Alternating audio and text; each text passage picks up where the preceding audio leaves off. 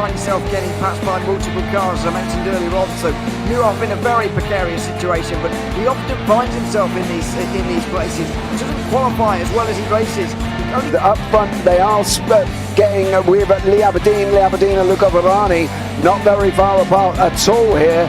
But I just want to see how Alistair Haig deals with Marcello Kessler coming around the old hairpin.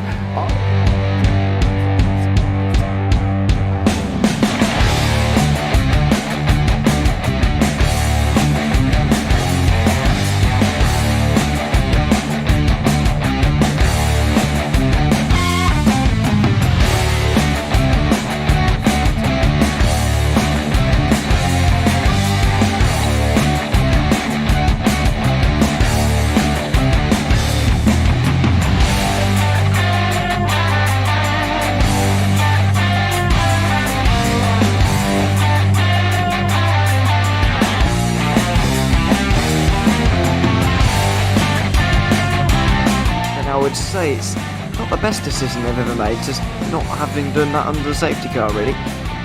Yeah, they're taking their pit stop strategies from Ferrari lately or something. What's going on? In turn one, just too much gas on them, too much feet on the loud pedal, and unfortunately he's dropped him all the way down the order. But Philip Hammer is out in front by an 8.91 seconds.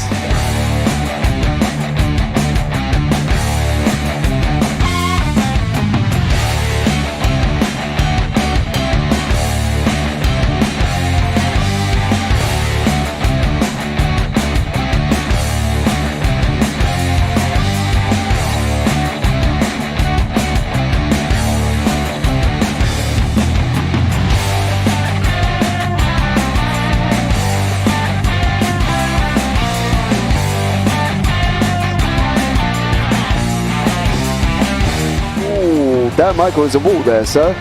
And it definitely doesn't want to be hitting that earlier on as well. Difficult, the understeer is in the dirty air through that final corner because it's such a long corner and you get dragged off into the grass very easily. He'll have the slipstream down towards the chicane. Peterson was briefly alongside, but that slipstream has saved him and kept him in third. Yeah, Varani now lost a little bit of time to Aberdeen, about half a second. Peterson is...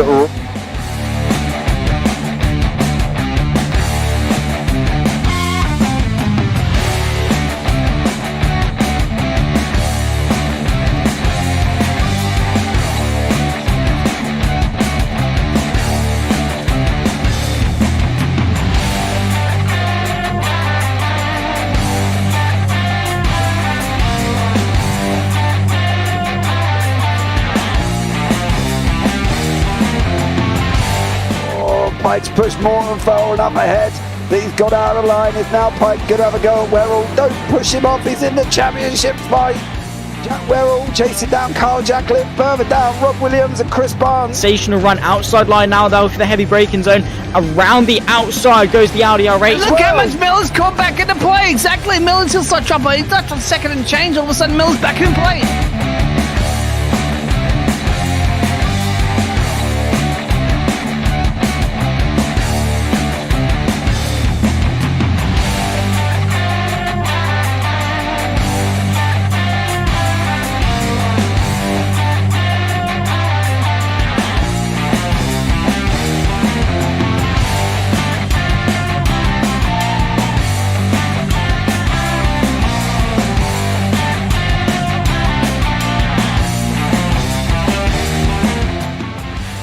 On to the back end of Phil Jocelyn. So there's been a lot of movers and shakers in this first 2 laps here for race. Absolutely serious racing league. Everybody's a lot of fun. Yeah, it's all about the entertainment. So I hope everybody is enjoying themselves out there in the chat. We know that Ron is been enjoying himself watching. And Burger King machines off into the grass a little bit there. Is that really bunching up now?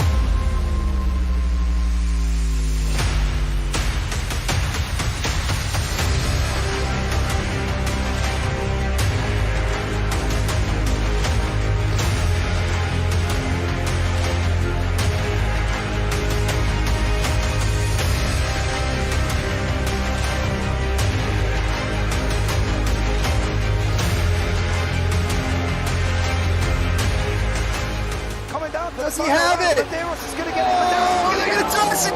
They haven't got it. He's on the outside line though, going into the fastest corner on the circuit. Surely this can't work. Dominic Ligner has got a sensational run outside line now though for the heavy braking zone. Around the outside goes the Audi R8. Look how much Miller's caught back into play. Exactly. Miller's still such up. He's not on second and change. All of a sudden, Miller's back in play. Can Barry do it? Big Barry's going to do it. Big Barry.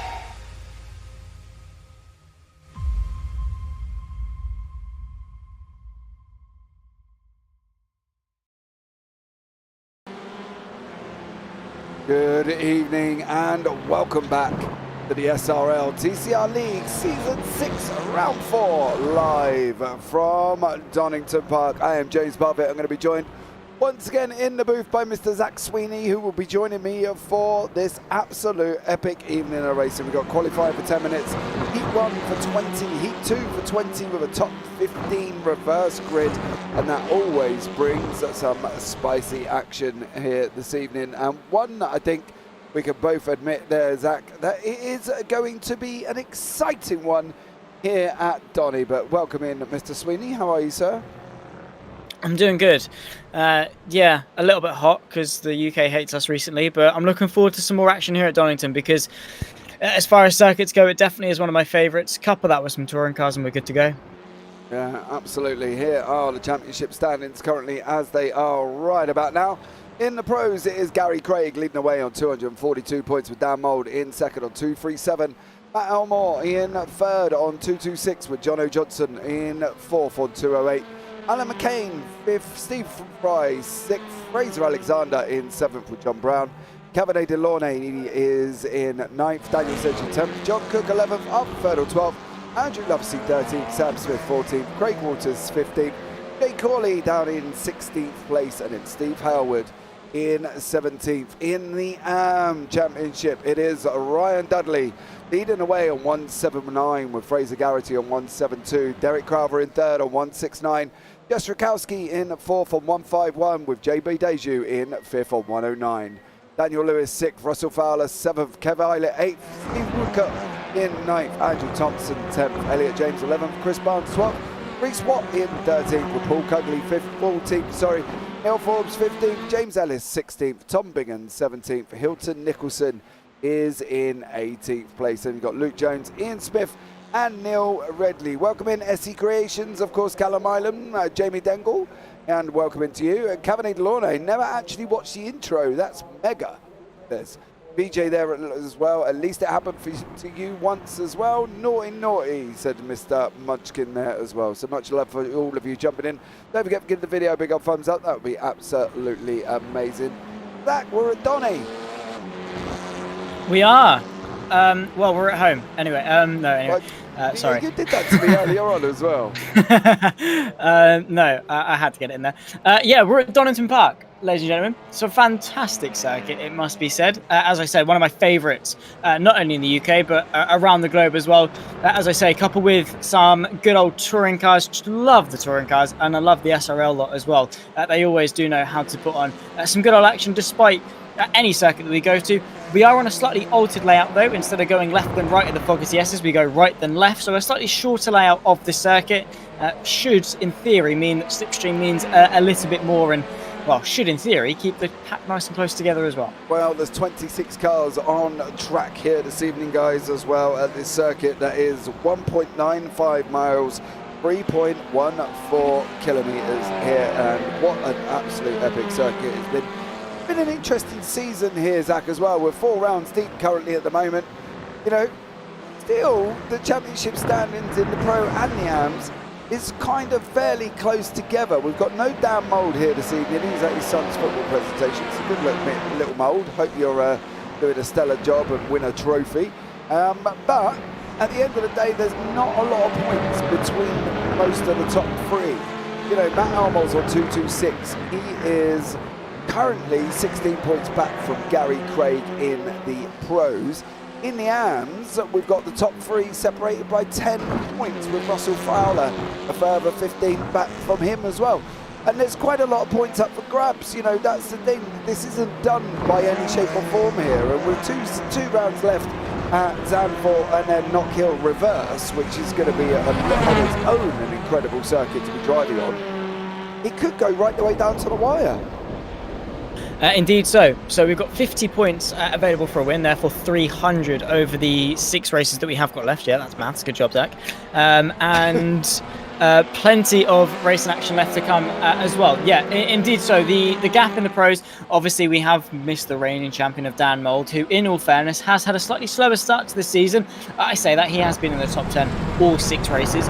Only 1 victory though, but then again 5 winners of 6 races in the pros. Very, very competitive. I do love that. It is going to be all pressure on Matt Elmore though to deliver, because John Johnson, Stephen Fryer slightly a little bit further behind. In the AMs, however, there is always a possibility. 28 points separate the top 5. Very, very realistic goal for pretty much anyone inside that top 5. All things go well for them. But what is important is they kickstart the second half of the season as best as possible. It all starts right here. Whatever happened over the first 3 rounds does not matter. Didn't even happen.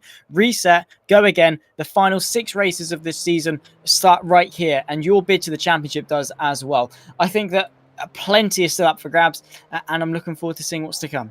Yeah, definitely as well, I think. And, well, Fertile race 1 for the pros and Crowther for the AMs. They're getting him in early here, Zach. We ain't even discussed who you think is going to win each class currently at the moment for this first race, as we are just into qualifying here as well. And Dan Lewis is out on track in the Audi. A good mix of Audi, Honda and Hyundais. Of course, we got Ian Smith in the Veloster, and I believe, where are you, Sir Elliot James is also in the Veloster. There is an Elantra on here somewhere. I did see it earlier on. There he is with Stephen Fry. So what are we expecting from Donny? You say there's not much to it. They've got 10 corners to master. Crane and curves, old hairpin up into McLean's, and then Coppice coming down into the chicane at 9 and 10. What are they going to be able to do? What's going to be their best place to be overtaking? What's going to be their best place to be trying to move up through the grid? Because that reverse grid as well, top 15, can be quite hard on people. It can, and it really is the big divider between sort of the good and the great. Here at Donington Park, where have we been to? We've been to Hockenheim, Oschersleben and Barcelona National. I think it is a little bit different to what we've seen so far. Quite a heavy focus on slipstream around here. I think obviously with less corners and more time spent flat out, the slipstream and the toe is going to play a bigger factor around here, which in theory should keep everyone nice and close. In terms of overtaking opportunities, we're probably looking into turn 1, into McLean's, potentially into Coppice, and then maybe the final chicane. It is a slightly tighter variant of the chicane, so could definitely see a few overtakes. I don't think we're in for any shortage of action, because there is going to be plenty to dissect, particularly with a busy grid, particularly with a reverse grid as well, and particularly with a very, very close championship along the way. I think there are plenty of places to get the job done around Donington Park, and well, I guess we'll just have to wait and see where they choose to go for it, because in theory you can get it done anywhere if you've got a respectable enough component. Yeah, but I am also worried too wide through the old hairpin. That inside guy always ends up drifting outside, and that poor outside guy normally ends up running up the grass. So that maybe the old hairpin might be something they're going to be not looking at. Jono Johnson's put it on pole on a 1:13. I am interested in Jake Corley's livery. I think that sparkling silver looks absolutely incredible. So a stunning job from Jay there. That looks absolutely amazing, reflecting the track back all at the same time. So stellar job to him, whoever did his livery. Well done to you. Absolutely incredible. Gonna get my seal of approval here, and we'll be able to see what Jay does on through the final chicane. He goes. He's going to be coming across the line, over the line very, very shortly, and we'll see if he can get a time up on the board, as long as he's had no off tracks or any major dramas. He does. He pops it into 7th in the pros. Now Steve Woodcock is an AM, and he's currently sitting in 4th here. That would be an interesting job done from him, an absolutely stellar one, mind you, as well, with a pro mixing it out. But then again, he's just been overtaken by Fraser Garrity, so Garrity's now leading the... He is indeed up there in 3rd. Fraser Garrity has had a very, very good season up until now. Up there in 2nd place, only 7 points off the championship lead as well. He's obviously been able to take a couple of top fives over the course of the season, beaten only by Ryan Dudley, a new pole sitter as well in the form of Jono Johnson. Fraser Alexander. Gary Craig then retops it with a 1:12.3. The good thing about a short circuit like the Donington National Circuit is that naturally we are going to have close lap times, similar to sort of the Red Bull Ring. The less corners you have, the less opportunity there is to gain time, and therefore, in theory, the closer the gaps between each of the cars will be, which does put a little bit more pressure on the shoulders of each and every single one of these drivers to make sure that they deliver on their respective laps. But then again, qualifying probably isn't going to mean too much over the course of the proceedings here today. It is just nice to see how people are slowly improving on their laps, trying to build up some speed, and a good job there from Craig Walters. It is good to see, though, the AMs mixing it up with the pros, because it always causes a bit of an interesting affair when you've got that interclass battle. Yeah, it definitely does as well, and generally can be the AMs not willing to battle with the pros, and the pros not wanting to try and bomb the AMs. It's all very, very gentlemanly at times, but then these are TCRs, and Jono Johnson is just about to come across the line here as well. He's got a purple in sectors 1 and 3. Goes on pole 1:12.250. So an absolutely stellar job by Jono Johnson. The man sitting in 4th in the championship. He's only 36 points back. So really, in hindsight, there's still an opportunity there for him to have a go as well. He does, unfortunately, get himself involved in some pickles at times, does Jono, and I've seen it a couple of times, but he's got 3 top 5s, 5 top 10s. So, you know, he does fairly good. He just, unfortunately, hasn't got a win on the board, hasn't got a pole, and hasn't led a lap, believe it or not, for Jono Johnson. Not one lap he's led throughout the season, which seems astonishing considering he's just got to put it on pole position. So he's good. He's just not done anything that is good, essentially, for Jono Johnson. He's not quite had the opportunities. I'll let you go and tell him that. And then you're really good, mate. You just haven't done anything to show it. Well, yeah, and then see how you come out. I'll get you an ice pack ready for your eyeballs, and then you can go and tell him. How about that? Yeah, just to add to his good accolades, just to beat up a child. That would really go down well. I'm going to play that until I turn 18, by the way. I don't care. Dan Sledgley moves his way up into 4th for the pros as well, only about 3/10 off Jono Johnson, who is doing a fantastic job out in front, I will say. I was only joking, by the way, John. Please do not come and beat me up. Thank you. Much appreciated. I am a very, very scared individual. And it's great when I'm behind a screen. Put me in front of someone. No. Anyway, we are towards the back end of qualifying. I think we've only got a couple of drivers still out on circuit. Is all Rakovsky having a bit of an issue there, unfortunately. And that's qualifying over and done with. But yeah, it must be said, Johnson has always impressed. Little bits here and there, but yeah, to put it on pole now, not by much, it must be said. But well, let's see what we can do in the race. Going to be an interesting one. John and Arthur, the computer crashed. Now, is that John and Arthur's computer crash or your computer crashed for Lewis? Did I read there as well? So, it's going to be an interesting one. But an exciting evening of racing here, Zach, as well. Who do you think is going to win race 1? Oh, God, Gary Craig. Ooh. No hanging around for you, sir. Nope. He's going to do it. I mean, he's not that far off pole. Bit of a gap back to Elmore and such. And he's the championship leader. What more is there to say? Write that down. Do you know what? I'm going to put it out here. I'm going to say that Jono Johnson is take his first win of the season. Nice. I respect that. Thank you. Oh, you should. I do love how the only 2-time winner of the series, Alan McCain, is down in 9th place. I don't know, it's just a very interesting perspective of the championship, how close it is. The fact that the only person to have won 2 races so far is actually lining up 9th place on the grid. Yeah, I don't know. It's just, it's cool how how it ebbs and flows so much that it really does reward consistency. That even though McCain has won 2 races this season, the most of anyone, he is unfortunately not inside the top 5 in the championship, I don't believe. So, yeah, it really does reward consistency, and I think that is especially true when it comes to reverse grid formats, which Gary Craig never really takes much of an aggressive stance in the reverse grid races, and yet still finds his way towards the top. So, yeah, I think he's going to very passively get his way to the front from 2nd. Yeah, I reckon so as well. Alan McCain is tied in 5th at the moment. But he's another man that's never taken a pole. He's had 2 wins, mind you, this season. 2 top 5s, 2 top 10s, which could have been his 2 wins, to be fair. And he has led for 25 laps, mind you. So, you know, It's about 2 race distances, isn't it? he ain't no slouch, as so, you know. He'll be there or thereabouts. Andy Thompson's going to go across the line. No improvements for him. John Brown does put his time up on a 1:12.969 in 11th. And with only 35 seconds left of qualifying, is he going to be able to improve any more? That's going to be the interesting thing. We've got an Audi on pole, followed by 2 Hyundais. And then an Audi, a Hyundai. The first Honda is Jake Corley down in 10th currently at the moment. The first what? Honda. I was going to say, you're saying Hyundai. No, Hyundai is in second, third, Hyundai. fifth. What? Hyundai. It's Hyundai. It's Hyundai. Have you not seen the ad? Have you not seen the advert? Have you not had the advert? Oh no. The phone operator's like, what? And then the person buying a car is like, a Hyundai. And then she's like, no, it's Hyundai. But anyway, yeah. And then you spoke about Hondas as a Hyundai. Anyway, here's the grid. Jono Johnson is in first, Gary Craig second.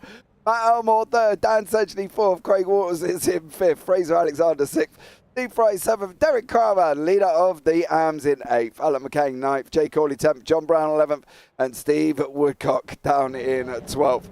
Then beyond that, we've got Elliot James, Ryan Dudley, Fraser Garrity, Ian Smith, Chris Barnes, Russell Fowler, Kev Eilert, Kevin Delaunay, John Cook, Dan Lewis, Jess Rakowski, Andy Thompson is in 24th. Then we've got Callum Ilam and then Arthur Ferdle down in 25th. So maybe it's Arthur Ferdle's PC who may have crashed there, which is the joys of live TV.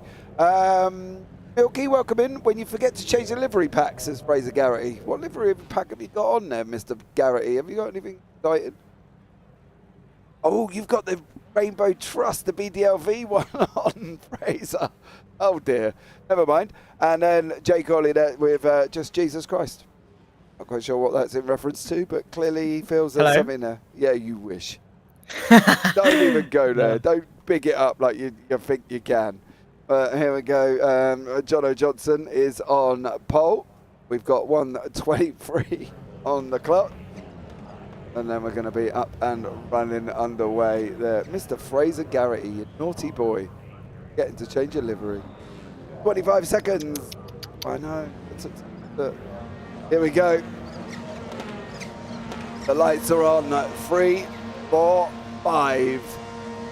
And at Donington Park for round 4, we are underway here as well. And it is Jono Johnson leading the way from Gary Craig currently at the moment. They are heading into turn 1, and it is Gary Craig, Matt Elmore in third, Sedgley fourth. There's massive dive there further back from John Brown, who absolutely sent it like an absolute rocket through the field, made up 3 places there. Everybody currently survives turn 1, which is great to see.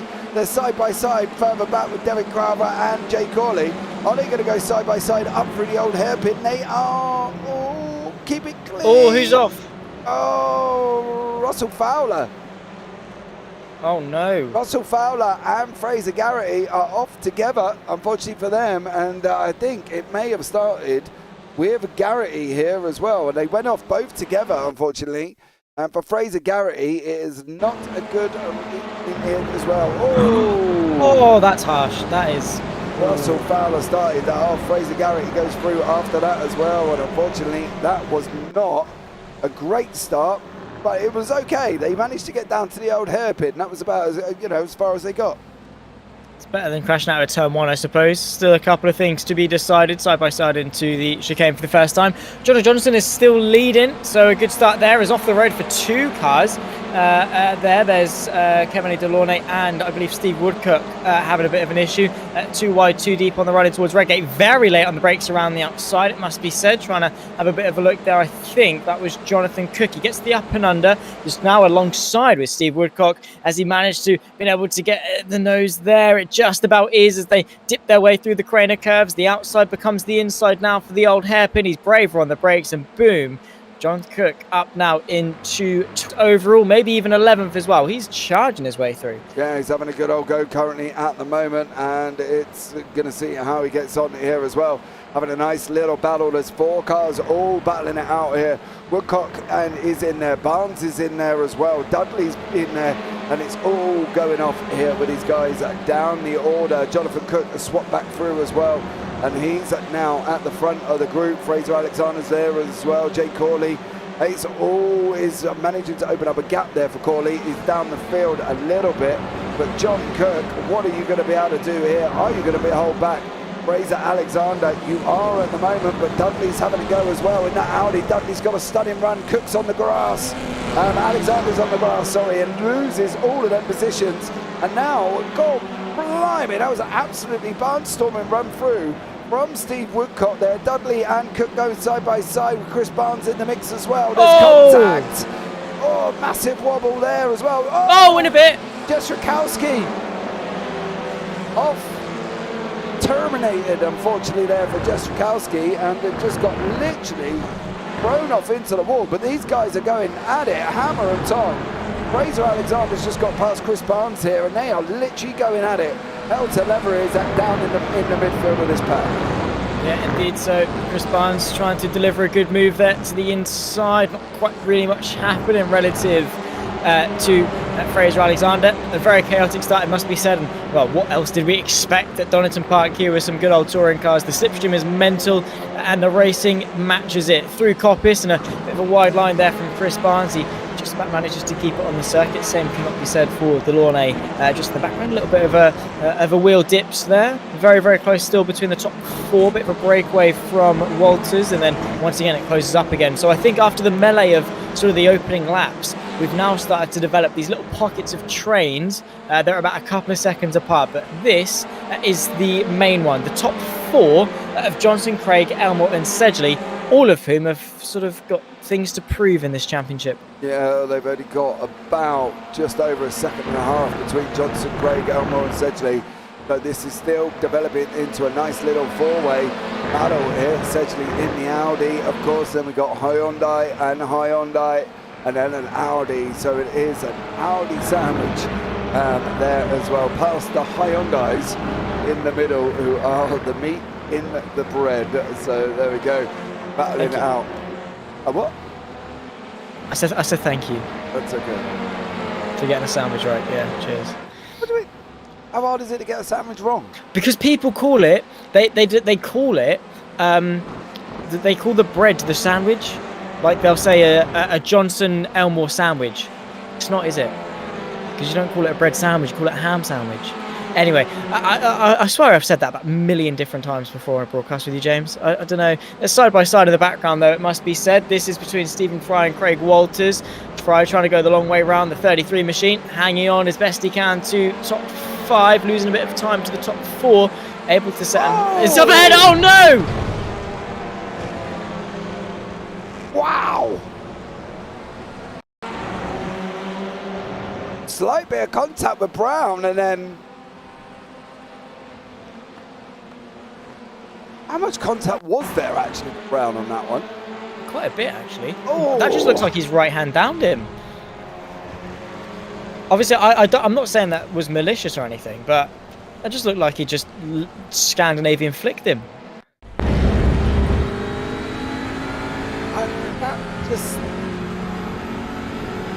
That seems very bizarre. I just love how quick Stuart Rice changed up in the YouTube chat. It was like netcode looked miles apart, and then looked at on board and was like, oh. Yeah, definitely not there. That was about as far as netcode as you could possibly get it here. But this battle with John Cook, Kevin Eglon and Chris Barnes, they'll find it out here. Honda 2 Audis going down now into the 9 and 10. Into the chicane they go. They go side by side. Oh, did they both hold it? Wow. They did. Stunning job there from Cabernet Glorne and Chris Barnes. Absolutely incredible. Further down, you got Ian Smith in there as well. You got now a 6-car battle, should we say, here as well, with Ian Smith, Elliot James, Arthur Ferdal were trying to make his way back through the field as well. He's up 9 places in 17th as Arthur in that Hyundai. And of course, late onto the grid, started at the back. but is now, he needs to go one more for the top 15 pole in Heat 2. But I'd like to point out, Jono Johnson's still hanging out. By only a quarter of a second, Mr. Parfitt. Let's not get ahead of ourselves just yet. Although I will give it to him. He has got the fastest lap of the race. At 1 minute 12.231. Slipstream is keeping Gary Craig in the mix. I think he's just waiting. We all know that Gary Craig isn't an overly aggressive driver by any stretch of the imagination. So I think he's just waiting for an opportunity. Johnson's yet to get on the podium or get a win or anything like that. Gary Craig's been there, done that, got the t-shirt. Maybe Gary Craig's sensing a bit of nerves at the steering wheel of Jono Johnson. You reckon?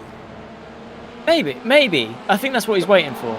I don't think Jono Johnson has got nerves in him. I got to be honest. He just seems quite cool, calm, and collective. He's been flying in the league, obviously that he does within JPB, within the Clio League. He's been absolute flying and been an absolute Iceman. I just can't see that he will let this go unless he does definitely make an exceptional mistake. But it would have to be exceptional here, Mr. Sweeney. I'm not going to lie. I don't know if Gary Craig's going to be able to go. We jump on board with Daniel Sedgley coming round the top right-hander of Coppice on that run down into 9 and 10. Is he going to be able to get that run down into Mr. Matt Elmore? Can he battle Matt Elmore? Is he going to be able to go down into 9 and 10 now? They go over the slight little hump there, and then they're going to be turning right over the curb. They go. Sedgley's battling through. They all make it through. They all got the same run. And unfortunately for Daniel Sedgley, there no real gains at all because they all made it through at the same time. You know, onwards and upwards, says Sedgley, and he's got to try and go again. But Chris Barnes is still going at it here with Kevin Launay, Dudley, and Verdal. Verdal's now in that pole position. You know, you wouldn't count him out for race 2, would you? Absolutely not. He's won a race this season, has Arthur Thurtle, one of the 5 that have done so. Not where he would like to be in the championship by any means, but he's there side by side as Delaunay tries to move his way up ahead. Barnes does exactly that. Ryan Dudley into the mix, up over the curb, rolling that Audi RS3 as he does so. And now Arthur Thurtle trying to use the gap opened by Dudley to pick his way through. Now through the Craner curves and maybe into the old hairpin, maybe something for Arthur Thurtle, who still is on the front row for race 2 as it stands. Maybe he's trying to get himself into 3rd place for race 2 and 13th in this race, side by side as they rise up the hill and in towards McLean's. He's got the overlap. Has Barnes got anything to say in the background? Not really. Arthur Thurtle carving his way through, and while it's not pole, it's high up in that reverse grid race as it stands. Yeah, it definitely is. He'll be on the 2nd row currently at the moment. I've been asked what happened to Dudley. Well, Dudley went off track twice. I've got to be honest, he went off twice. So he went off and did this one first. He manages to avoid, gets caught up in that little bit of carnage. Then he went off just after, and I got a funny feeling it was down into the chicane, and he goes over onto the grass once more. But that's the only 2 recognisations I've got for him currently at the moment there for Ryan Dudley. So I'm not entirely sure if he's had a major off, but it does look like the up-front battle with 9.5 minutes to go here, Zach, is developing nicely with these guys. They're pockets back. They've got Jono Johnson, Gary Craig, Matt Elmore, and Dan Sedgley going at it. They are the top 4. What do we think here? Because, you know, Gary Craig is trying to stay behind Jono Johnson or not battle him, right? You said Gary Craig's not an overly aggressive driver. He's trying to do a job. But at the moment, with Matt Elmore behind him, needs to get on with it because obviously the fact that Matt Elmore and Dan Sedgley are no slouches either. They're not at all, no, indeed. So if Gary Craig does want to win this race, quote-unquote, easily, or at least have a chance to, he does need to get a move on. We still have got half the race left to go though, so let's not get too ahead of ourselves. There is, while there is only 9 minutes, there is still time. Close calls up and down, but yeah, I mean, to be fair, Elmore and Sedgley haven't really put much of much pressure on the top 2, so maybe Craig is settling in nicely into this little couplet because there is a bit of space between them. But yeah, I think Gary Craig still has an opportunity. I think he's just waiting for the best one. He's not one to go for those 50-50 moves. Unless it's at the very least a 70-30 chance that he can get the move done, I don't think he will go for it. He's just sat waiting for the prime opportunity to find a way through, preferably with slipstream, preferably with a mistake from Johnson. But then again, beggars can't be choosers, and if he's under pressure from Elmore and Sedgley at the threat of losing a podium, well, he might want to get the job done sooner rather than later. But look at how close he's running to Johnson through one of the most technical corners on the circuit. He's got the pace.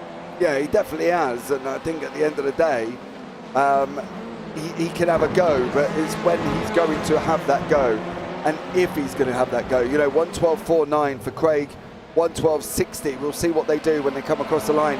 This time, 1:12.3, 1:12.4 for Johnson and Craig, and then obviously behind me you got the 1:12.3 with Matt Elmore and a 1:12.4 with Dan Sedgley. So there's only a tenth between lap times between the four of these guys as well, and I think at the end of the day they could really start getting it in, and this could be an interesting four-way if Matt Elmore could just move a little bit up into Gary Craig, put him under pressure. I still think Jono Johnson could come away with a win, but he does need some help from Matt Elmore. They're not obviously teammates, but at the end of the day he could do with Matt Elmore attacking Gary Craig. Yeah, indeed so. That would help ever so slightly, just to bring them back into things ever so slightly. We've got 7 minutes now on the dot left to go in race 1, and still no major changes. Despite the fact there've been no to tell for the whole race, it is baffling to me that we've not seen any changes. I'm not entirely sure why, I'll be honest, because, well, points in the championship, race wins at stake, there's plenty for them to fight for, but they just haven't. I guess with it being less corners, it very much is a momentum-based circuit. So I guess the fear is that if you do go for an overtake, you risk losing a lot of time. However, Elmore is under a little bit of pressure there from Sedgley, inside or outside. Sedgley decides to go to the left. That's the outside of Redgate, but no way through for now. Trying to get the up and under. He might well have the overlap here, or not quite, but, well, that was the biggest show of intent that we've seen all race long. Yeah, it definitely is. Fraser Garrity battling away with Russell Fowler. They're just coming through 9 and 10 on the run down into turn 1. Garrity behind Fowler. Garrity pulls out on the right hand side there. And before he goes into turn 1, is he going to be able to make it through? Not this time around. Still no change up here though. This is the interesting thing. Is Jono Johnson's got Gary Craig behind him. He's very, very close. So, you know, I am surprised that there hasn't been more intent. But the top 4 haven't swapped positions, but then you go down into 5th, 6th and 7th, and they've gained 8 between the 3 of them as well. You know, you're looking down at Arthur Fertile, he's gained 14. You know, the man is a machine in the TCRs, we know that already. He's done an absolutely stellar job, but Johnson's obviously quicker at certain points of the circuit, right? Because obviously, you know, they've been battling as they are currently at the moment. He hasn't really been, I wouldn't say under pressure from Gary Craig, because that's probably not right, but you can see there at the bottom of your screen, you know, Craig is slower in sector 2 and sector 3. We'll see as they start coming through this lap. So obviously he's losing time and Jono Johnson's keeping time from somewhere. So if he just does that for the next 4.5 minutes, he's going to wrap this up. He's faster again in sector 1. Yeah, it's all about being quick where you need to be quick, which around a circuit like Donington National is corner exit. That's pretty much it. Just be quick on the exit. Put your foot down and you'll be fine.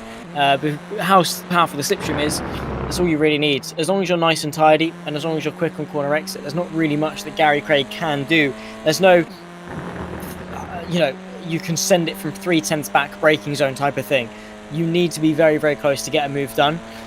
So as long as Johnson is quick enough where he needs to be quick. I mean, look at that. Gary Craig, so much late on the brakes there, couldn't do anything about it, because Johnson was quick enough off the exit of Coppice, so much so that the pressure was alleviated. Gary Craig is going to need a mistake or just an absolutely alien run out of a corner to be able to have any chance. That, or magic twice the power of the slipstream, or whack a hybrid power unit into that touring car. Whatever it is, he needs some help to get that move done, and, well, the fight for third here. Yeah, Sedgley's just cleared Matt Elmore going into 9 and 10 there. Sedgley's now in third place, but you can see how much time they've lost behind him. Dudley's battling away with Delorme. Dudley's got a nice little V shape in his rear boot, so he's probably gone somewhere. Russell Fowler has taken a little bit of a divert off the track there, and unfortunately that's down into 9 and 10, and he's now off the circuit. Jono Johnson, 3 minutes left on the clock. Going to be at least a couple of more laps before they start getting into that final lap, I think, as well. What they run in 1:12s, 3:36. Yeah, it could be even sort of 3 laps before they even get there. But He's just got to hold it. He can see that he's faster in sectors. Now, this is the thing where we're facing now. That's Jess Rakowski in front of us, the back marker, who I'm sure will not make it difficult. But at the end of the day, she's still racing with Callum Milam, who's only 3 seconds up the road. So she might be thinking, well, I can have a go here, but has now got the leaders in place. Where do we think Rakowski can get out the way where it's nice and straightforward? Because at the moment, there isn't anywhere. She runs down Craner curves now. There's just, well, she managed to pull over to the left and allow him through. I suppose that would be one place, but that could have turned a nasty as well, because there isn't many places on this circuit where you could have done that. But Rakowski found it well, and then goes onto the grass, unfortunately. So Yeah. just as we hugged her up, onto the grass goes. Yeah, side by side here. This is between Russell Fowler and Daniel Lewis. Fowler's the one that's able to get ahead. Oh my word, it's more calamity for Fowler. He's tagged round in the braking zone. No idea how that happened. It seemed as though Fowler came across Lewis. Yeah, but I'm not without a shadow of a doubt. We'll have a look. It seemed like he just tried to squeeze him. Thought he was ahead, maybe. Look at the gap between them. Different postcode. Then it closes. It closes. Wow. I don't know. Let us know in YouTube chat of that one, guys, what you think as well. Give us a shout and tell us what you think of that one, because it looked very close on that whole screen. I'm sure me and Zach will disagree to our heart's content who was responsible, but Lewis did move to the right, but Fowler did come left. So you could say it's 6 of one and half a dozen of the other, really. Yeah, I'd agree. Yeah, I think both could have done more. Fowler was within his right to squeeze and come back over. I think Lewis did break a little bit too late. And I think it was just an awkward affair, really. Not really much that, well, there was more both driver could have done, but I don't think there was any fault in it.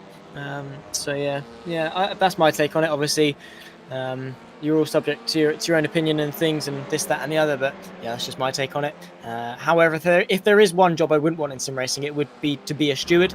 Because yeah, you're never going to please everyone.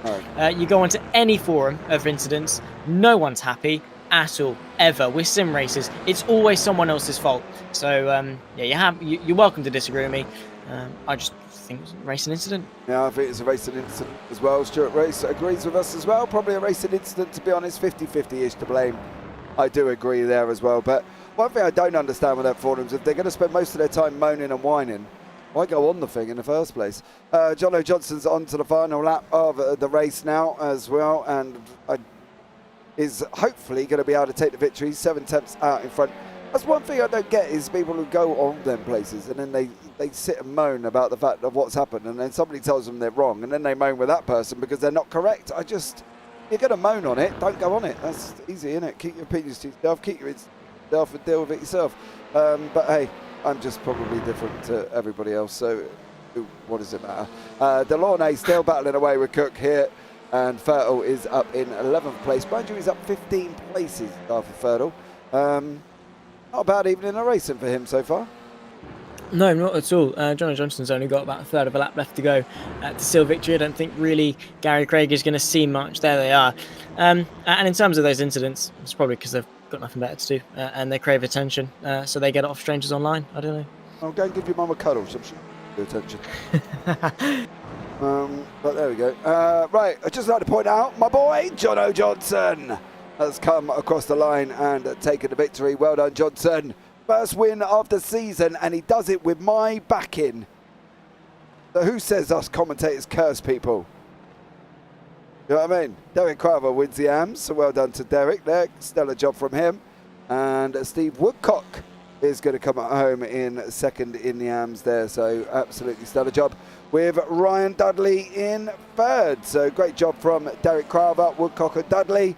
But Jono Johnson, what a way to take his first win with the back-end of the JP of JP Broadcasting. What more could you ask for, Zach? Oh, and just to let you know, that puts me one up for the evening. You could probably get the fastest lap as well. Dan says you got it. It's not good enough, John. What's the point? If you're going to get pole and win, you might as well get the fast lap as well. What's he doing? It's not good enough. People moan at us about the fact that we curse people, but I picked the right horse. He had all 4 legs. No, because he didn't get the fastest lap. If you didn't back him, you got the fastest lap as well. You're literally picking on him for 4 attempts. You want to go at him for 4 attempts? Yeah, I do actually. That's about the amount of time it would take for him to knock me out. So that's all good. Yeah. Right, here we go. Heat 1 results are on your screen, and it is Jono Johnson is your winner. Gary Craig in second. Dan Sedgley third. Matt Elmore fourth. John Brown fifth. Stephen Fry sixth. Alan McCain in seventh. Derek Crowther is the man to win in the AMS with Jay Corley in ninth. Steve Woodcock second in the AMS there in 10th overall. Arthur Fertile up 15 places. Stunning job from him. Cabernet Delaunay 12th, John Cook 13th, Ryan Dudley 14th, Chris Burns 15th, Ian Smith 16th, and Wrong Livery Fraser Garrity is in 17th place there. Then beyond that, Elliot James, Dan Lewis, Russell Fowler, Jess Rukowski, Callum Milam, Kev Eilert, Andy Thompson, and Fraser Alexander is the last place man on circuit. We are now into a brief little warm-up of 5 minutes. Let's see. I want to see if I can pull somebody in for a chat here because I want to find out what happened to Mr. Fertile at the end of practice. Good evening, Mr. Fertile. How are you? I'm okay, thanks. How are you? Wonderful. Tell us about was there an issue? Did you start on the back for a reason? Yeah, my internet dropped out. Oh. Literally, checker flag come out and boom, my internet went. Yeah, I know that for feeling. Practice. Hey, so. On the upside, you're up 15 places, starting near the front for race 2. Yeah, I might. You never know. I might even get a cheeky TCR win. Well, you might do because if I say that Fertle's going to win race 2, then I'm expecting a victory. Yeah, I don't think Steve Howard's racing, so I haven't even got my crash buddy on track with me. No, don't let me down because I picked Johnson for race 1 and he went and won. So I need to beat Zach 2-0 this evening, so come on. Right. All right? Yeah, all right then. I'll go for it. Yeah. And you'll give me that crash. 20 quid It's later. fine.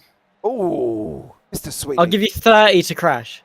30 to crash. All right, send it before the race and I'll crash. Yeah, I've got right. 30. Bold of you to assume I've got 30 quid, mate. Tell me who you want me to take with me. James, if it's possible. Oi, not enough. Well, mate, good luck. No, he does enough crashing on his own. Hey, I don't race, mate, so you can't even say that. Cannot say that. I don't race, Mr. Fertile. Behave yourself. Yeah, but I have seen you race. You have, and we had a nice little interesting battle at Silverstone at one point until we I had shot the corner. Me and you had a lovely little battle. I think it was everyone else's fault, to be honest, James. Hey, I agree. Every time I've crashed, it's somebody else's fault. That's why we, as sim racers, never blame other people because it's never their fault. Exactly. At the end of the day. But look, I'd like to point out we did have a nice little tiny battle until I overshot the corner and went off. So, ayo, give myself credit. And I overtook you anyway. What are you moaning for? Yeah, you did, didn't you? Because I think I spun or something, didn't I? I can't remember. No, don't put it down to the fact that you weren't even on the circuit when I went past you. Tell you, you're not making it easy for me here, mate, are you? He's chuckling in the background. Right, no, Mr. Fertile. I'm coughing. I've not been well for about 3 weeks. Oh, you got man flu? No, I've just been left with a cough. Right, mate. Send your virtual cuddles. Cough going into a corner and crash out for me, yeah? Thanks for the support. Yeah, I know. That's just brutal. Throwing a sneeze. Just cough and die, will ya? Go for it. Just don't stop. Turn 1. Bang. Be fine. Oh, my God. Oh, dear. Well, mate, you got the support of me up in the booth anyway. Yeah, exactly. Got one supporter. I know who's not voting for me when the semis come around us. Yeah, don't even think about it, Mr. Sweeney. Right. Anyway, you got a minute left, Mr. Fertile. Enjoy yourself. We'll catch up with you later on. Cheers. Take Thank care, you. mate. Bye. Bye. Dak Sweeney. I'm a nice person, I promise. Right, who are you going for in race 2? Arthur Fertile. No, you can't now. I've already picked him already. Jobs are good. Oh. Let me have a look at the sheet. Oh, I don't know who's starting where though. Well, it's the top 15 reverse, so figure it out from there. Well, I do, yeah. Donald No, Johnson I'm going to figure race out. 1. Oh. Look, I'll do you a favour, right? There you go. There's the results. Oh, you're going to bring it up. Oh, look at this. He's too kind. Too kind. Arthur Fertile's there. Do you know what? I'm going to go with... I don't really know. I can't really see the top 4 from race 1 fighting their way through. I think it's too competitive. Do you know what? I'm going to go with Ryan Dudley. Oh, I was going to say Dudders is not a bad shout, mate. Not going to lie. He's quick. Yeah. I agree. Dudley's not a bad shout at all. That game, Kevin A. Delaunay, who is that game in K, said, interesting race that one. It was very happened. Nothing happened to me, mate. Just unbelievably slow, says Callum Milam. So that sums up why Callum was so far down the order. And unfortunately for him, yeah, definitely. So there we go. Right, so let's bring you up the grid for race 2. And Chris Barnes is on pole with Ryan Dudley in second, John Cook third, Kevin A. Delaunay fourth, Arthur Ferdle fifth, Steve Woodcock sixth, Jay Corley seventh, Derek Carver eighth, Alan McCain ninth, Steve Fry 10th, John Brown 11th, with Matt Elmore down in 12th place. And then beyond that, when it wants to work, we've got Dan Sedgley, Gary Craig, Jono Johnson, Ian Smith, Fraser Garrity, Elliot James, Dan Lewis, Russell Fowler, Jess Rukowski, Callum Milam, Kev Eilert, Andy Thompson, Fraser Alexander and Craig Walters further down. But it is Chris Barnes from the Triple P on pole position who's going to be the man to lead us away. Going to be interesting here for Barnesy. How do we think he's going to get on? Well, as long as he doesn't strike out of the race like his livery would suggest, I think he might be all right. Are you saying that the post office service is not a good livery to have? I'm not saying that. I think it's a fantastic livery to have. Okay, well, here we go. Lights are on. 3, 4, 5. And we are up and underway. Chris Barnes, Ryan Dudley, John Cook, Kevin A. Delaunay, all running down into turn 1. Arthur Ferdle was made a position already. He's gone up the inside of Kevin A. now and is now looking at John Cook. Can he get this through? Whoa, Stephen Fry. Where did you come from, my dear sir? Unbelievable send for Fry as they start going off down the Craner curves now as well. There's packed up front. Barnes is in a position. He's got Dudley, Cook, Ferdle behind him. Dudley and Cook, one of them's going to end up going off here. One of them will end up. It was Barnesy off. Here comes Ferdle. He takes the opportunity. And he's done it. Off to first in one corner. Go on, Arthur Ferdle. Fantastic run, but look out for Ryan Dudley. He looked to the inside of Coppice. Jonathan Cook trying to get the up and under as they rise up the hill in towards Coppice, into Coppice. They've just gone their way through McLean's now. Cook on the inside. Oh, it's going to be touch and go between Ryan Dudley. The long way around of Coppice is the last place you want to be. Kevin A. Delaunay looking to the inside as well. It's disaster. Flash the headlights from all involved. I do not think Ryan Dudley is happy, to say the least. No, I don't think so. Cook gave him a nice little hip check there and said, well, son, I don't lead to you here, and he literally gave Dudley a little bit of a bump, should we say.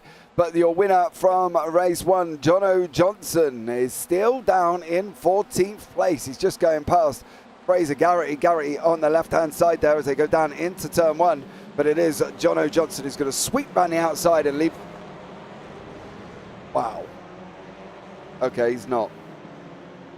After making contact with Garrity and also Jono Johnson.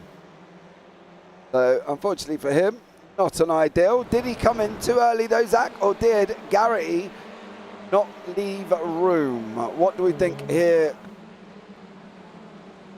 All good. Garrity just didn't turn. No, it didn't look like he did it? He forgot what his right hand down was, I'll be honest. That's not to say it was malicious or anything, but yeah, he definitely could have given a bit more space. Side by side, by the way, in this fight for third, Ryan Dudley versus Kevin A. Delaunay. Now side by side on that run towards the chicane. Dudley has got his nose there. He's not quite got the straight line speed, though. He's going to have to be late on the brakes if he wants to get third place back. Delaunay's later, takes the race line and takes third place while he's at it. Arthur Ferdle is under a bit of pressure from Jonathan Cook. Oh, my word. Championship leader, pushing the limits, it must be said. Yeah, Chris Barnes is all the way down in 14th now. He's down 13 positions after that rocky start. Unfortunately for him, went on the grass, and now it's cost him here on the run down into turn 1. Derek Crowther. Oh, Barnes has left the door open. Oh, Elliot James trying to have a go there as well. Barnes left that little door open, made a little bit of a hit check, a little bit of contact. And unfortunately for him, he nearly lost another place there as well. Jay Corley has got Stephen Fry right up, as the terminology says, of his gearbox currently at the moment. And there is Stephen Fry right behind us here on the back end of Jay Corley's Honda. Fry's looking to try and open up a gap on the inside. Didn't quite make it through there. Corley left him room and managed to basically survive for both of them. But Ferdle and Cook side by side going down the back straight now.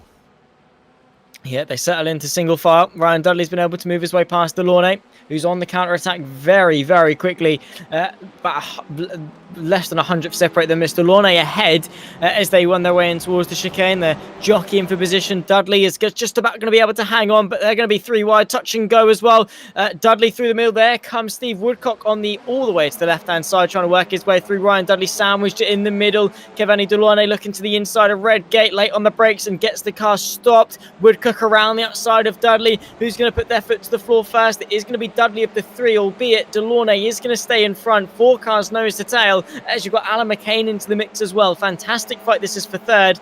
And well, I think by the time this is settled, it is only going to be for 3rd. The top 2 breaking away. Yeah, they are. They've opened up 2.7 seconds here with it over these 4 you can see on your screen currently at the moment. Led by Delaunay with Dudley.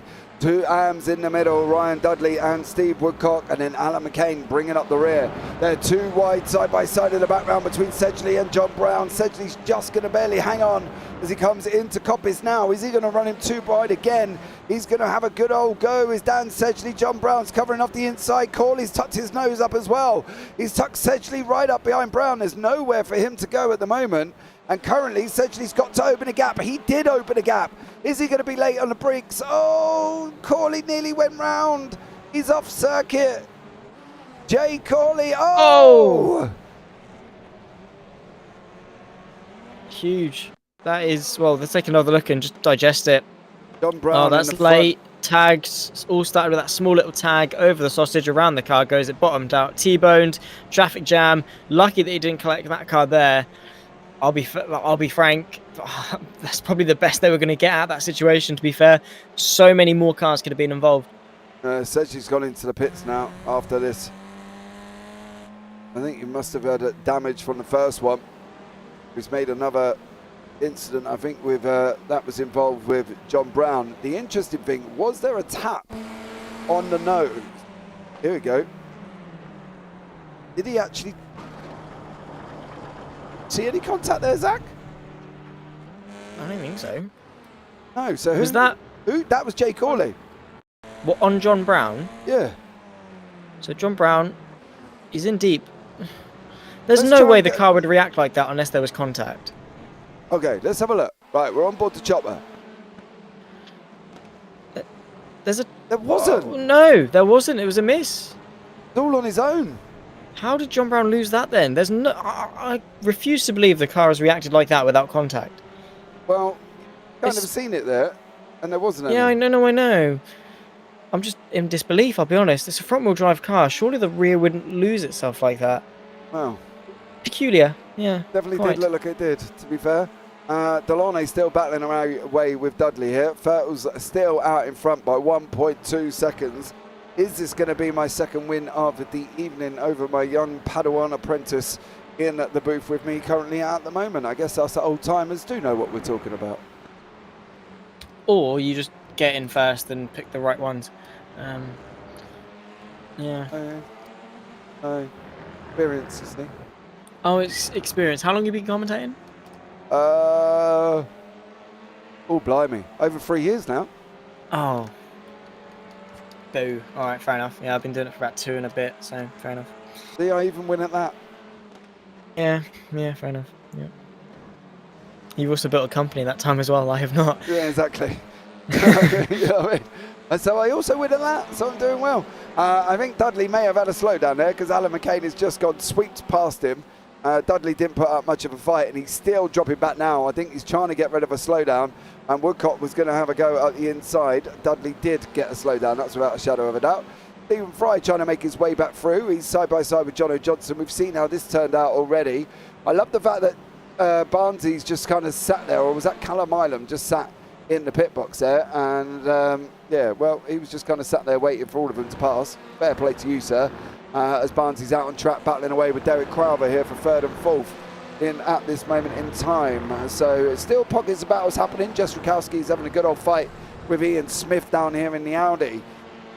I'm sure that incident will be talked about for days, but looking at Jay Corley's nose, it didn't look like he'd made any contact with him, unless there was the slightest bit. And I mean, it must have been the slightest bit coming off his left front. I don't think he would have actually hit him. Because that's all I can imagine where the damage come from. Yeah, I mean, yeah. He does like to get close into here. He brakes quite late. Look. I mean... Oh, no.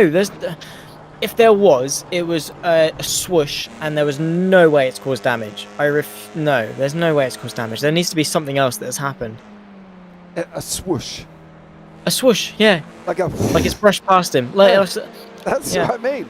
I don't think you can sit back and blame Corley for that. And you know, don't get me wrong. I called Jay Corley Kylie Minogue at one point. He spun that off down at Okayama. But at the end of the day, I'm not going to believe that he did that, because I don't think there was contact. And I don't know how that car reacted in that way for the back end to start spinning like that, because as you say, they're front wheel drive. But there was just nothing there. That's what I can't understand. I'll speak to Jay probably at the end, or I'll grab John and have a chat with one of them. But on my screen, it literally looked like nothing happened at all. Very, very bizarre incident that for John Brown, I'm not going to lie. Indeed. My theory would be that he's broke too late, which he did. He did brake way too late for the chicane, and downshifted too quickly, which has locked the rears. But then again, the rears aren't the axle that drive the touring car, so it would be the fronts that lock, surely. Well, you would have thought so. Yeah. Maybe the rears have locked because he's pressed the brake pedal too hard, and I don't know, something's happened to cause the rear to go haywire. Probably releasing the brake pressure off too quickly, not enough weight on the rear, and around it goes. I mean, the front engine, front wheel drive, front gearbox as well, I'm supposing. So a lot of weight on the front of the car, plus under brakes. The rear is going to be quite light. I don't know. I'm not clever enough to answer that, I'll be honest. I don't have a degree in physics. No. Anybody else in YouTube chat, let us know how John Brown managed to, well, almost get his front end, his rear end joining his front, I suppose. That would be one way of looking at it. Alan McCain's still battling away. He's got Mr. Dudley, who's definitely been in the wars. Look at Dudley's bonnet. If I'm not mistaken, it's slightly angled up on the left-hand side there. Either that or my eyes are terribly deceiving me, and I need to go back and get my new glasses sorted out. But there we go. One of the things is happening, and one of the things is happening is Chris Barnes, who is currently running side by side with Jay Corley. Corley's going to have the outside for 9 and 10. Barnes is going to run it in. He's going to... Wow. All right, Barnesy. I know Zach didn't like the post office earlier on, but I don't think that was quite needed. Now they're 3 wide with Corley in the middle, and that is Elliot James has just swept past the both of them and done a stellar job. Johnson's just set the fastest lap there, so you know he might not take the win this time, but at least he'll get the fastest lap.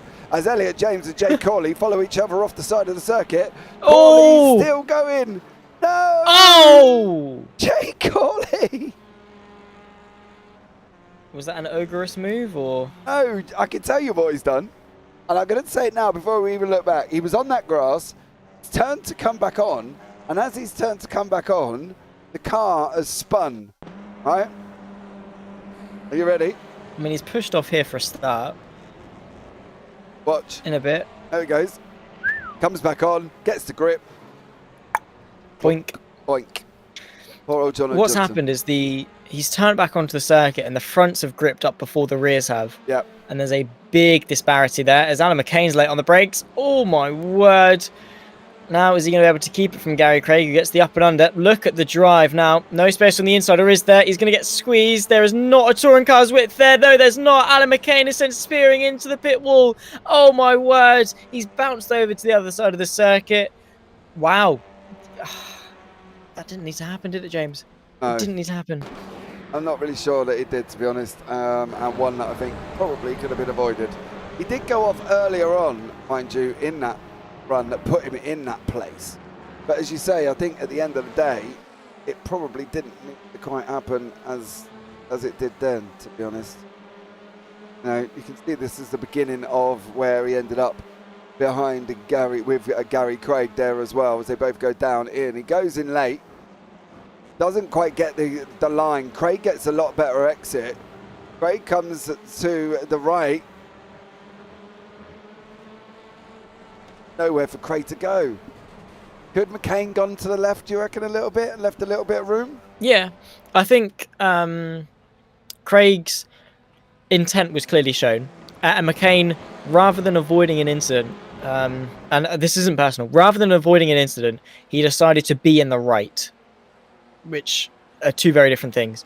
There's avoiding the incident, there's being in the incident and being the right, and then there's being in the incident and being the wrong. Alan McCain, rather than moving to the left, he decided, no, I'm in the right, he should back out, and subsequently they crashed. I'm not to say that it was Alan McCain's fault, I'm just saying that he could have done more to avoid it if he wanted to. He had the entire track to his left-hand side, he didn't need to crash. There you go, insights there as well. Dan S, he runs a very rear brake bias, but I think it may have been a slight netcode touch. Shame, because that was starting to look like a fun race. Well, to be honest, Dan, we didn't see nothing. And normally with netcode, it's fairly predominant on the screen, isn't it, Zach? We know that, when people go shooting off in different directions and, oh my word, there was no way that was contact, and then we look back and there's like a 1.5 foot gap. As you said, that looked nothing more than like a... He went past him, he like blew on him. He almost sneezed. And then that was it, he went off. It was a very bizarre incident, I'm not going to lie. Elliot James going with Chris Barnes here once more. This is down in 9th, 10th and 11th. 4th and 5th in the AM class here. So at the moment, you've got Fertile out in front and Dudley behind him in the AMs, leading the way. He was 3rd overall at the moment. So, good. That is such a good description of incidents. Thank you, Stuart Rice. Not quite sure which one he's talking about, whether or not myself or you, young Zach. What? Was you even listening? I was, yeah. I was just not really worth listening to, was you? Really? Nah. Have you ever heard that song they sing at football clubs when they turn around and shout, "You're getting sacked in the morning"? Are you going to sack me though, James? No, probably Are you really? not. Are you really? No. Probably not, but don't push your luck. I'll just see how many buttons of yours I can push. How many loves do you think you'll get? I'm not really much. Because this ain't a computer game, mate. It's not. I can't just respawn a commentary career. You cannot, unfortunately. So there we go. Stuart Rice. Yeah, he likes me more. Sorry. Yeah, that was my description of that. There we go. Sorry. I was listening, by the way. Into the pit lane. Now, is this a drive-through, do we think, for Cabernet Delaunay? Because it looks like... Oh, he's stopping. Ooh. Okay, Mr. Delaunay, that's an interesting one. Elliot James is still out on track, battling away with Chris Barnes once more. Still 4.8 seconds up front is Turtle now. Cook and Dudley are still 3 tenths back currently at the moment. So they're still within touching distance of each other. Dudley, I'm not going to lie, Dudley is looking quick. Can he sneeze? Or is that not possible? Who, Arthur Fertile? Well, Dad said she did say Arthur coughed, I blamed him. So, you know what I mean? But there we go. It was apparently a great description of avoidable incident. Oh, yeah. Fairly, as we both have agreed, there was a whole track to the left-hand side, Mr. Sweeney. He could have taken quite easily, couldn't he? He could. Both of whom are occupying the entire circuit. There was this little bit of a battle here between Matt Elmore and Ryan Dudley, both fighting for their respective championships in the pros and the AMs. Ryan Dudley's got the inside. Long way round goes the 99 machine. Somehow has been able to keep his foot in there. Fair play, great respect between the two of them. And that is what we like to see. That is the racing that we like to see. Great respect given. But here comes Steve Woodcock looking to the outside of Dudley. The interesting thing about that, we just said, oh, Gary Craig. Oh, you were all day going to get squeezed there. You want to go up there, mate, you better get your entitlement banner out, because unfortunately that was never going to work there for Gary Craig as he went rushing down, trying to go up the inside of Mr. Steve Woodcock there, down into turn 1, unfortunately. We were just talking about Dudley being about 2 tenths back from Cook, and now he's about 1.8 seconds. So that, that's quite a change, and that all took a matter of 1 corner. And that's how he ended up there as well. Fraser Alexander's still battling down here with Elliot James. They're going to be hip-checking each other all the way on this run down into McLean's once more. Elliot James does sweep across currently at the moment. Steve Fry has also got Kev Eilert in front of him currently at the moment as well. And they are battling out tooth and nail once more here on what has been, I think, quite an action-packed race too. I'm not going to lie. In fact, we're on board there with Kev Eilert, and there is Stephen Fry. But again, they've been at each other's throats for the whole of this evening's race. I think we are just about to enter. Whereas, no, Mr. Burt, we're going to have this one and one more before we go on there as well. There's Cavanagh-Launay, unfortunately, just got lapped, which was quite strange considering he was right up there, went into the pits and then lost an absolute chunk of time. But Elliot James is battling away with Fraser Alexander here as well, who is trying to sweep around the outside, Zach. Yeah, it's always difficult for a red gate because it's a long way around. The track tightens on the exit, so there's not really much you can do. But a good little battle going on here. What can Alexander do relative to Elliot James as they run their way through the Craner curve? Some of the most fun corners to drive, and no matter what car you're in, whether it's a Mark IV Golf or a Formula 4 machine, so much fun those Craner curves are to drive. And Elliot James is able to hang on as it stands. Just under a lap and a half left to go then of race 2 of the second race here at Donington Park. Has been a sensational battle through both races, it must be said. Arthur Thurtle really has risen to the occasion in this race. I will give it to him. No coughs, no sneezes, only pure pace in the hand of his 74 machine. And, well, on course to become the only other driver other than Alan McCain to take a second win throughout the season. So as long as he can keep it clean for this lap, he'll become the second double winner of the year. And what car is he in? He is in a Hyundai, I think. Or it's either Hyundai or Hyundai. One of the two. It's just not Hyundai. Hyundai. Sound it out. If I sounded that out to my daughter, she'd be like, Hyundai. So there we go. Hyundai. All right. Yeah. Do you call me Zach? Most of the time. Yeah, cheers, mate. Appreciate it. No worries. Try my best. I was always going to be right. But Arthur Thurtle is coming round Coppers here for the final time this evening, and I think overall it's been an absolutely stellar job for him. He has made me a very happy man, and I win 2-0. Yeah, well done. I've got to let you have something, keep you happy. Really? Keep me in the will, Yeah. Careful. Right, Arthur Thurtle is going to come across the line in race 2 and take that victory. Great job from him. Then further back as well, we've got Ryan Dudley, Gary Craig. Dudley's in front. He's blocking Craig. He's making it as difficult as possible. Dudley's going to get it on the line. And it was Dudley in the AMS getting it there as well. Elliot James did not clear Chris Barnes. And Barnes managed to hang on once more here as well. And then behind that, we've got a lot of cars still to come across the line. And as everybody sweeps through, there is Barney waving frantically there as well. I'd like to point out Woodcock has just gone 2 second places in the whole thing. Crowther has gone 2 podiums, a first and a third, and Dudley has done a third and a first. So they've swapped position. There is the guys in the AMs. I am not surprised because they are 3 of the quickest guys in the AM class currently at the moment, and we're just waiting for the likes of Lewis and Callum Milam come across the line, and also Mr. Andy Thompson. Watch Barney continually wave a flag without any form of, well, breath loss, I suppose, would be the way through. Yes. Waving. Strongest right arm in sim racing, look at that. Look at that. Absolutely it's like a machine, isn't it? If you ever want to learn how to be fit, oh, he's had enough now. Right, you've all crossed the line. Stop it. Doing it anymore. Go away. All right. Here are the results from race 2. And we have got Arthur Thurtle is your winner. Jonathan Cook in second. Matt Elmore third. That is your 1, 2, 3 in your pros. Ryan Dudley is your AMs with Woodcock and Crowther. That's your 1, 2, 3 in your AMs. Gary Craig's in the middle, of course, separating them. Chris Barnes in 8th, Elliot James in 9th, Fraser Alexander 10th, Kev Eilert 11th, Stephen Fry 12th, Jessica Rakowski in 13th, Jay Corley all the way down in 14th after having that incident with Jono Johnson, Ian Smith 15th, Andy Thompson 16th, and Fraser Garrity down in 17th. Then you've got Cavanagh-Launay, John Brown, Alan McCain, Dan Lewis, Callum Ireland, Jono Johnson, Dan Sedgley, and then unfortunately for Russell Fowler is down in 25th place. Right, where are you? Can't find who I want to talk. No. I can't find E. Well, that just kind of sucks, doesn't it? But I'll tell you what we'll do. We'll have a nice little conversation here with Mr. John Brown. John, good evening to you, sir. How are you? That could have gone better. Okay, what happened? Because we couldn't see any contact with Corley.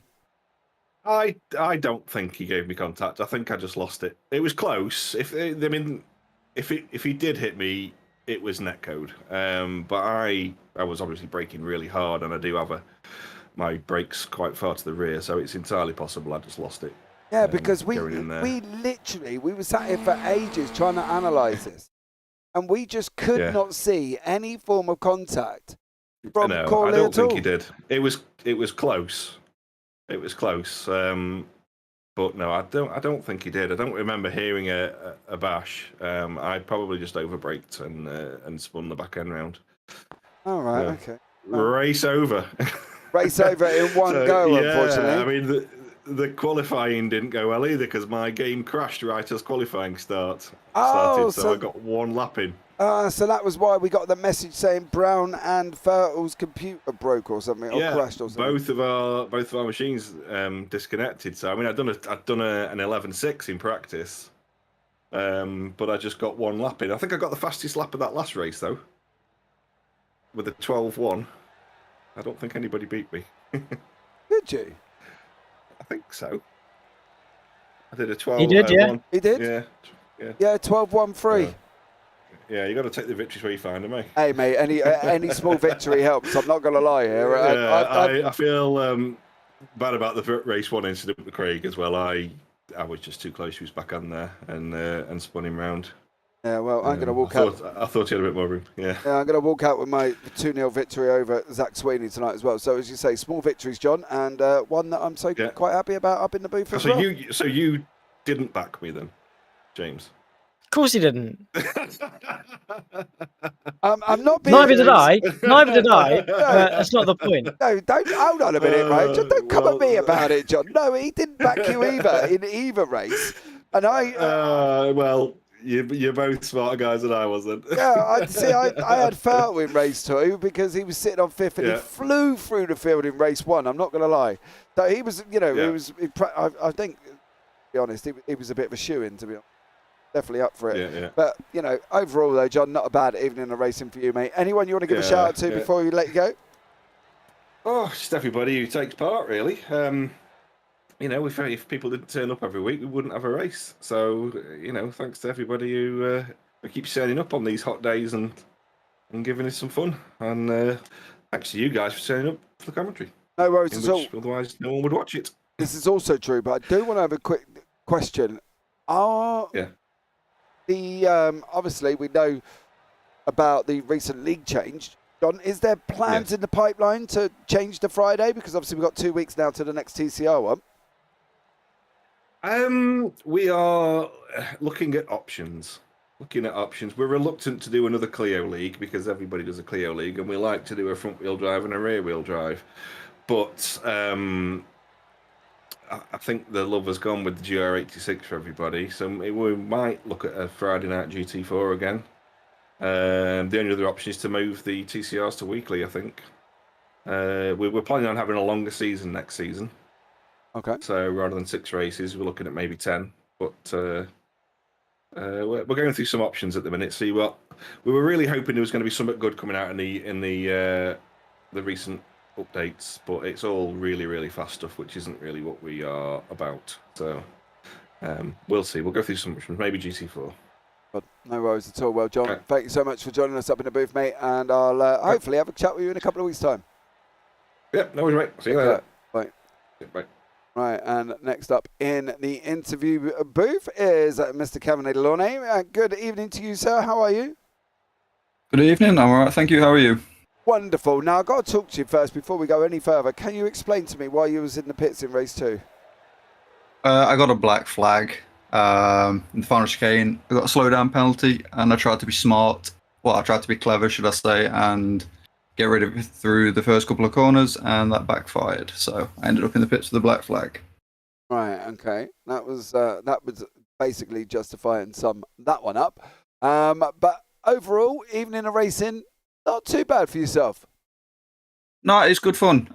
It's my local track. It's a good fun to drive, especially in the TCRs. I'm just gutted that I couldn't get rid of that slowdown, so I ended up with the black flag because I think I was running P3 or P4 at that point. Immense pressure, I think it's from Dudley for the opening few laps of that race. I'm surprised he didn't get past me, to be fair, but yeah, it was good fun. It's good fun. I always enjoy the TCRs. Yeah, it definitely was a good one there, mate, as well. And onwards and upwards we go. You know, Zold, Zandvoort, and obviously Knockhill to finish off the season. Any of them two that you're really excited about? Neither, to be honest. Knockhill's an interesting track. I've never got on with it when I've raced there before, but it's a fun track. But yeah, it's there's bound to be quite a lot of incidents going on there, I'm sure. And Zandvoort, I'm not too keen on, to be quite honest with you. But hey ho, we'll see what happens. Well, just to throw it into the mix, it is Knockhill reverse. Oh, it makes it even better. Yeah, more chaos to try and avoid there. Yeah, that's going to be good. Overall, mate, absolutely good. Great evening of racing from yourself there as well, involved in some amazing battles. Anyone you want to shout out before we let you go this evening, young sir? Just to yourself and Zach for the amazing commentary. I'm looking forward to sitting here and rewatching the broadcast, see what else happened, and just everyone that turns up, everyone that races, it's all good fun. Awesome stuff. Well, thank you so much for joining us up in the booth, mate. And hopefully we might have a chat with you in a couple of weeks' time. Hopefully so. Catch you later. Bye. There you go, young Zachary. We are done for another evening, and we're back in 2 weeks' time currently at the moment. Coming in, big boy, round it out for us. What have we got from you this week? How many sentences do you need? Right, let me think about this. The SRL TCR Season 6 Round 4 live at Donington Park Racing Circuit was eventful across both races, with plenty of racing and some important news for the championship too. Awesome stuff. Well, there you go, guys. From myself up here and Zach Sweeney, thank you so much to everybody who joined us here in the chat. Much love to you. But for now, guys, from myself and Mr. Sweeney, take care. Have a great week. And you never know, might see you on a track sometime. Good night.